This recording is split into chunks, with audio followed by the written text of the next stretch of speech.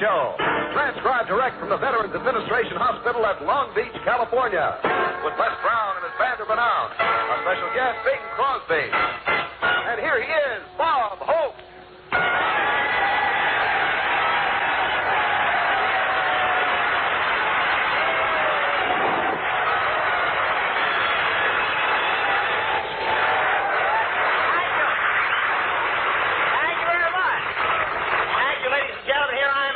On Christmas Day for these boys in the Veterans Hospital. As I look out amongst you, I can see the Christmas spirit everywhere. Red robes and green faces. And I said to Dr. Edwards, I'm looking forward to a great show today. Last time I was here, I found out how to make these guys laugh. He said, I know, Hope, but now we keep that stuff locked up.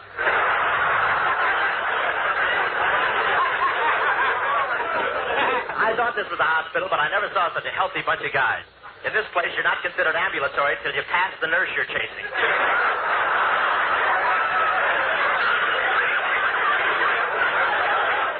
And I noticed the modern trend in Veterans Hospitals. Now, new hospital beds have gadgets to do everything. One fellow pushed all the buttons at once to see what would happen. He's now drawing flight pay. He'll be in for a landing any day now. And you should see the way these guys speed around the corridors in their wheelchairs.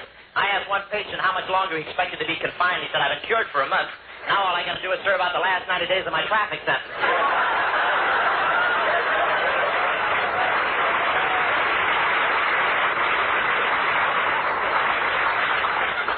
And one patient even had a Christmas spirit while he was being bandaged. He turned to the doctor and said, before you wrap it, I'd like to put a card in. And I watched one of the nurses decorating the Christmas tree in one of the wards. What a beautiful sight. And the limbs on the tree weren't bad either. One soldier took a look at the star on the top of the tree and he said, egad, is a brigadier general running this show, too.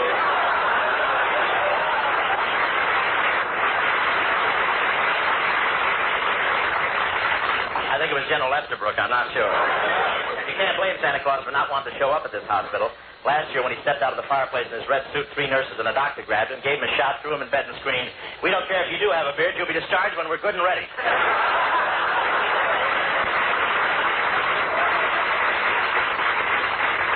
I played Santa Claus for my kids. It was great. I had a real Santa Claus suit and came down a real chimney. It was exciting. They had a real fire. They had to beat me out with my own beard.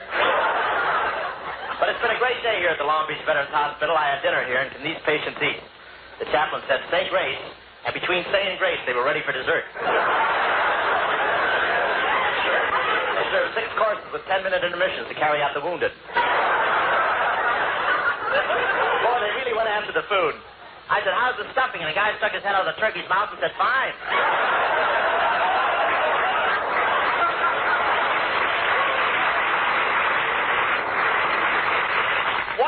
Table looked really beat. I said, you look like something the cat dragged in. He said, yeah, but he won't drag me out again. I ate him.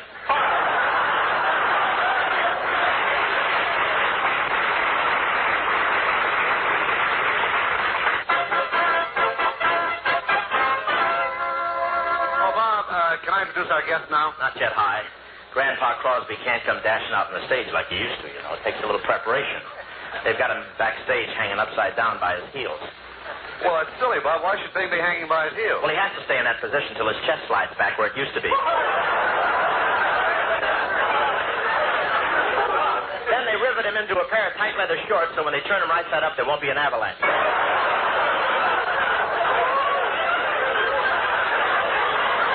But I got a right to be sore. Wait till I tell you what happened. It was yesterday afternoon.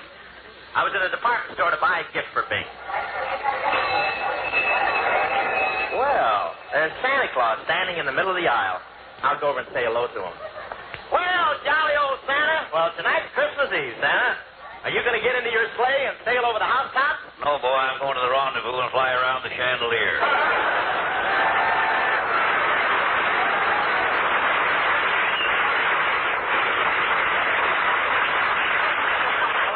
Merry Christmas, everybody. Put something in the pot, boy.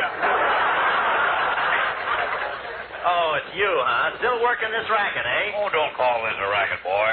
Every cent I take in is for a noble organization. You've heard of the SPCA? Oh, yes. That's the Society for the Prevention of Cruelty to Animals? Yeah, well, this is for the HEBLS, the Homeless Coonie Birds of Lower Frangipani. Frangipani? Where's that? I've never been able to find out. I hope I locate it. I'd hate to be stuck with all this money. Merry Christmas, everybody. Now, wait a minute. Anyway, boy, I'm not a crook. I'm really one of the store detectives. I watch the customers to see they don't steal anything. Oh, you're a store detective? That's right. That's like making King Farouk house mother at Vassar.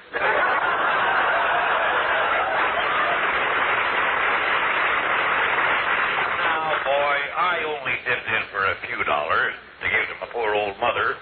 The little old lady's sight's failing, and she needs a pair of eyeglasses desperately for her work. Oh, I'm sorry. What is her work? She forges unemployment checks. Oh, pardon me. Here comes a guy I don't want to meet. What'll I do? Just crouch down behind the counter there till he goes by. That's it there. Now he won't see you. Merry Christmas, everybody. Hello, mister. Say, aren't you Bing Crosby? Well, that's close enough.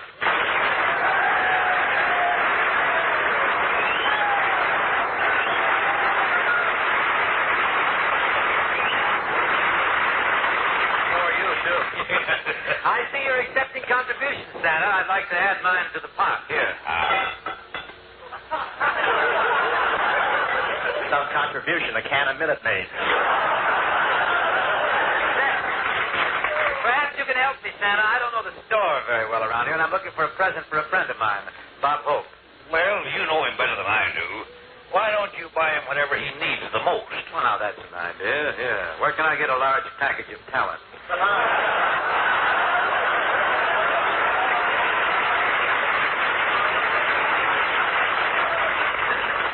Look who's talking. If he's in my next road picture, he'd be pushing a broom in a cart. I've got to get something for Yogurt Boy. I was going to buy him some shorts. I really thought I'd buy him some shorts, but they don't have a size big enough for him. The only size they had were large, very large, and across the wide Missouri. You've noticed this lad is requiring quite a bit of real estate toward the rear. No. He's the low, rambling ranch type himself. I think he's trying to back him into a two-car garage on a foggy night.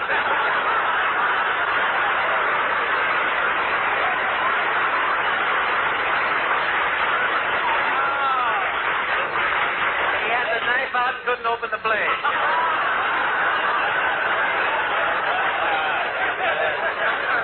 I'd like to open one on you, but where'd you get that little ad lib on, man? I can feel it right between my... Bing, it shouldn't be hard to think of a present for your friend. Think of it the other way around. What's the one thing you'd like to receive from Bob Hope? A postcard from a concentration camp in Siberia.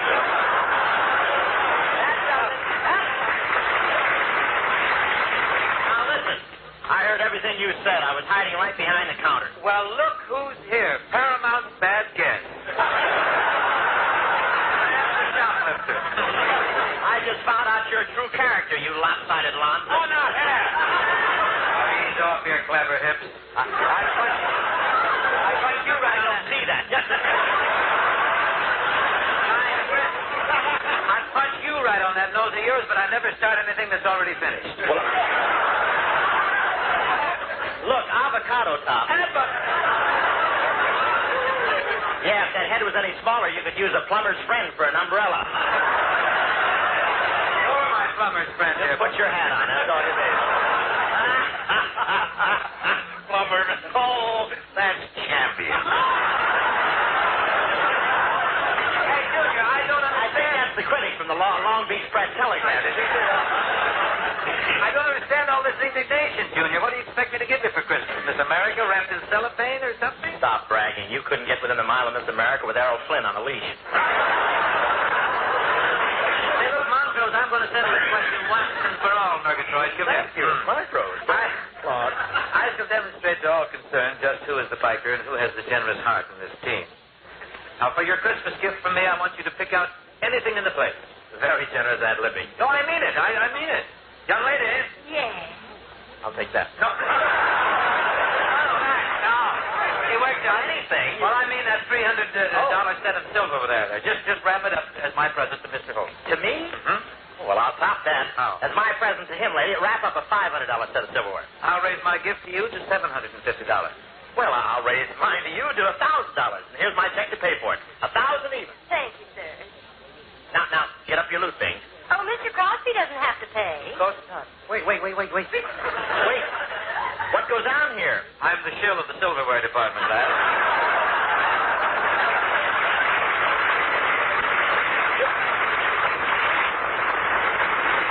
You're the shill? Yes. Gary owns the store.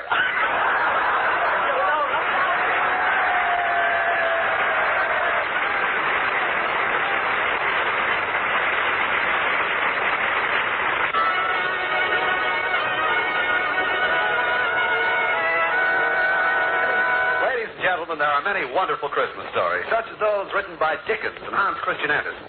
But tonight we're going to present a story of Christmas that has never before been told.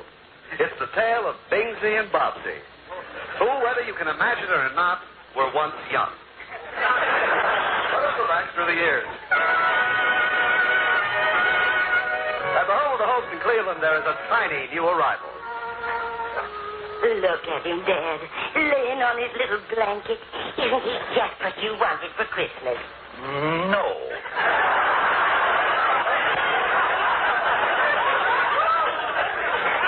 To tell the truth, Ma, what I really wanted was a pinball game. Oh, now that's silly. A pinball game doesn't grow up and stay with you through the years. Maybe not, but at least it has all its marbles.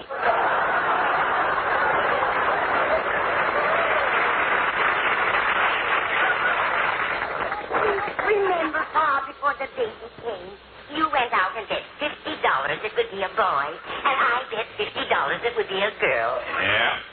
That's $100 we'll never see again.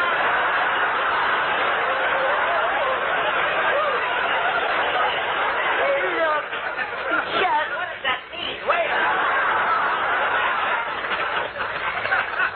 Look at his little face smiling up at us. Goo.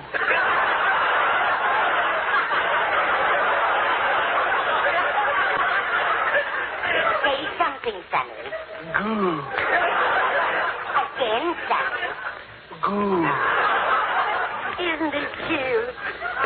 Sonny, tell me, what would you like for Christmas? The new lines I'm laying an egg with is goo.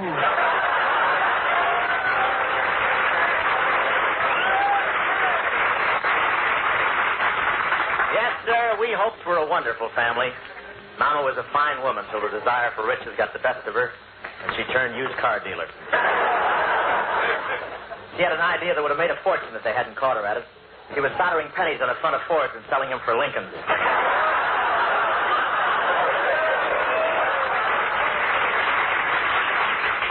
Automobiles, that was all my folks ever thought of. As a baby, I never had any talcum powder. They jacked me up twice a week and Simonized me.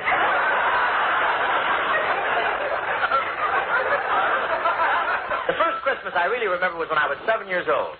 A new family moved in next door, and I went over to make friends with a little boy. Hi there. Hi. What's your name? Harold Ellis Crosby. Well, brush your hair back out of your eyes so I can see it.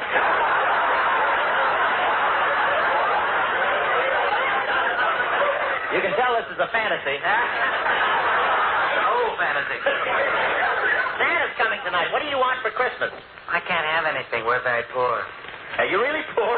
Yeah, we don't have anything except what my brother Larry brings in on Saturday night. What's that? My brother Everett. What do you want to be when you grow up? Well, most kids want to be an engineer in a big train and go lickety-split. An engineer on a big train and go lickety-split? Yeah, but that's stupid. I want to be a singer. Listen. That old black magic's got minutes, well. That old black magic that I know so well. Ba-ba-ba-boo, ba-boo, ba-ba-ba-boo, ba-boo. What do you want to be when you grow up? Engineer and go lickety-split and run over you?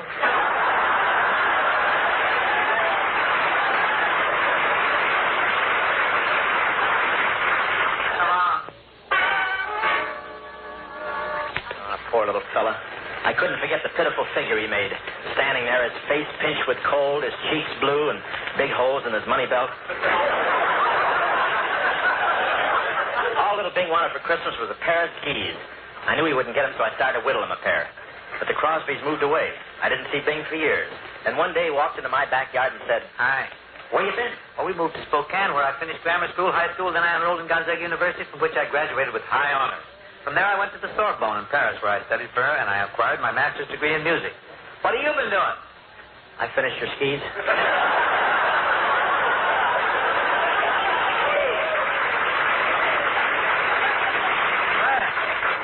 This is double dandy. I don't ski, but they'll keep me from falling down open manholes, I guess. Say, who's this cute bit of fluff coming through the gate? Hey. Yoo-hoo, Bobsy. Oh, she's my fiance. She's so crazy about me, she thinks I'm the only guy in the world. Hello, Bobsy. I just thought I'd come over. Well, who's this? Over the river, Charlie. Skip the gutter. Fluffy up your feathers, will you? I'm a chicken inspector. We really go back. Oh, 23 to do. I'm Kid Pepper. You can't shake me. Squeeze me, kid. Squeeze me, kid. I'm a lemon. The ushers will now pass among you with Tums. You're quite a dish, honey. I'm in a generous mood today. You may kiss me if you like. Oh, thank you.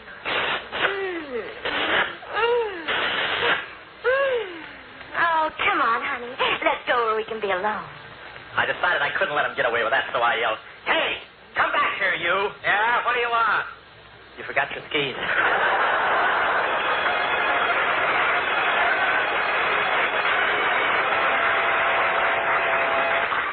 I didn't see Bing for several years, but he told me he never made any money till the Carnation Company hired him. Crosby's voice made the cows contented. When he sang, they turned to each other and say, "Thank goodness, Matilda, that didn't come out of me." Please, you're speaking of the tonsils I love. I'll take over from here, Robin. To make a name for myself, I went to New York, where I did rather well.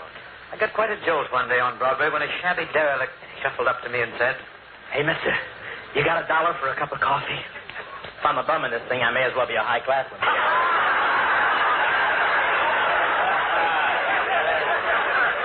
Get away from me, you panhandler. You ought to be ashamed. Haven't you any higher ambition than this? Yeah. What is it? I want to be an engineer in a big train and go lickety-split.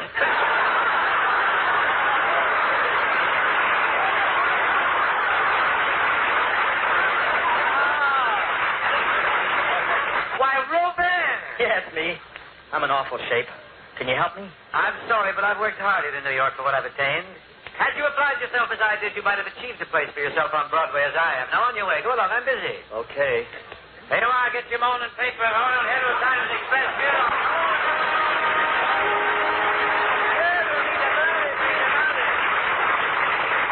But I took pity on Bob, and I added him to my vaudeville act when my seal died. The skin fitted him perfectly, and I soon taught him to sit up, clap his flippers. Oh, what an act it was. By the light, By the ever lovely night of the silvery moon. it rhymes with June and croon and spoon and goon unless Brown Vander's out of tune. Say, Joe. Yeah, Mo? Did you hear what the fella said when he buried the light bulb under the ice house? Now, what did the fellow say when he buried the light bulb under the ice house? Mazda's in the cold, cold ground.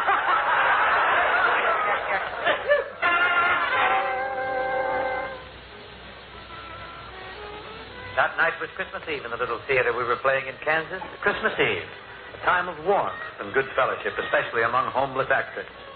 As we sat in our dressing room after the performance, the door opened. The manager of the theater stuck his head in with a genial gleam in his eye. He smiled and said, "You no talent jerks are fired." Fired? For what? That ain't enough of your act this bad, but ever since you've been here, we've been missing popcorn for the machine in the lobby. And all we understand your agent is living here in the dressing room with you. A pack of lies. We never stole anything out of the lobby. And our agent's never been in this room. Just pack up and get out. Well, open the trunk. Gee, thanks, fellas. It's hard to breathe through all that popcorn.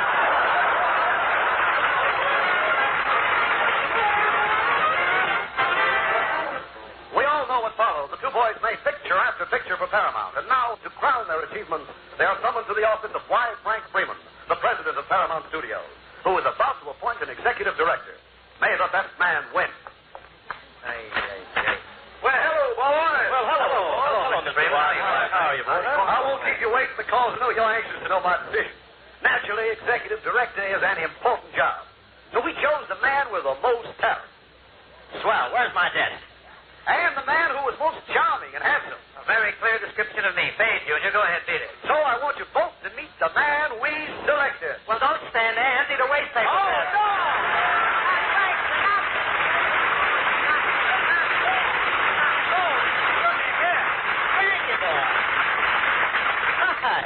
Frankie, what are you doing at Long Beach? Well, the shrimp boat's landed, and I fought my way out of the net.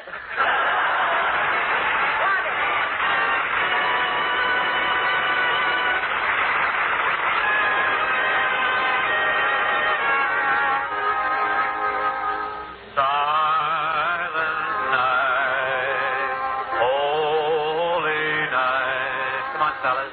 All is calm, all is bright.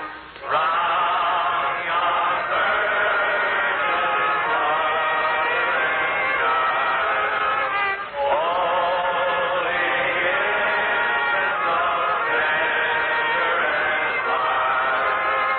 Sleep in heavenly peace.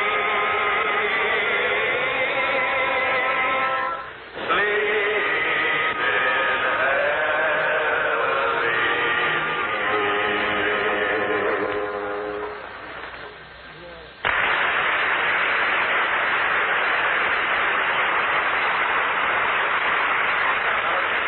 You and your folks had a wonderful day. Right, we want to wish you all the season's best. Merry Christmas. And a Happy New Year.